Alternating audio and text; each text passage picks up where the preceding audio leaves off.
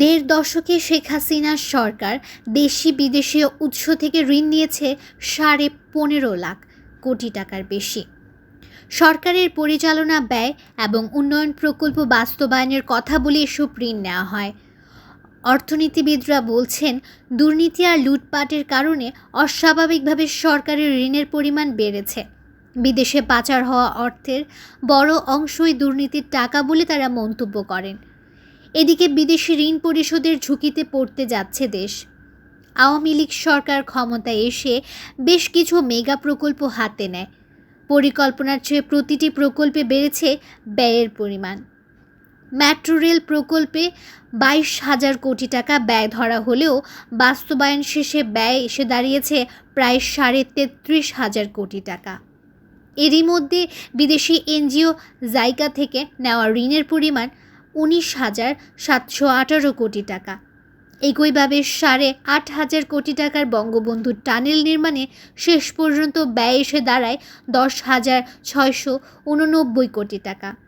এই প্রকল্প নির্মাণে চীন থেকে ঋণ নেওয়া হয়েছে 6,070 কোটি টাকার বেশি। এর বাইরে আরও কয়েকটা মেগা প্রকল্প বাস্তবায়ন করছে সরকার। জনকল্যাণে নেওয়া এসব প্রকল্পের ব্যয় নিয়ে প্রশ্ন আছে অর্থনীতিবিদদের মাঝে। অর্থের সদ্ব্যবহার না হয় জনগণের উপরে বেড়েছে ঋণের বোঝা। দুর্নীতির চিত্রগুলি আসছিল কিছুদিন আগে, ওদের এই আত্মসাৎ করা টাকাগুলি হিসাব করেন না কয় বিলিয়ন হয়। তো এরকম তো আরও অসংখ্য রয়েছে। অর্থ মন্ত্রণালয়ের হিসেবে সরকার পরিচালনা ও উন্নয়ন প্রকল্প বাস্তবায়নে দেশি বিদেশি উৎস থেকে নেওয়া মোট ঋণের পরিমাণ 18,35,000 কোটি টাকা। এর মধ্যে গত দেড় দশকে আওয়ামী লীগ সরকার একাই নিয়েছে 15.5 কোটি টাকার বেশি। দুর্নীতির কারণে ঋণের পরিমাণ বেড়েছে বলে মনে করছেন অর্থনীতিবিদরা। যে খরচ যেটা 100 টাকা সেটাকে কয়েকশো টাকা কয়েক গুণ বাড়িয়ে সে খরচটাকে দেখানো, তার মানে এমন একটা গোষ্ঠী দাঁড়িয়েছিল যারা এইখান থেকে সুবিধা পাচ্ছে। ঋণের পাশাপাশি শেখ হাসিনা সরকারের আমলে অস্বাভাবিকভাবে বেড়েছে অর্থ পাচারের পরিমাণও।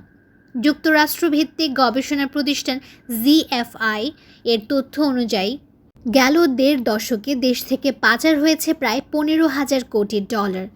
বিদেশি টাকায় যার পরিমাণ 17 লাখ কোটি টাকারও বেশি।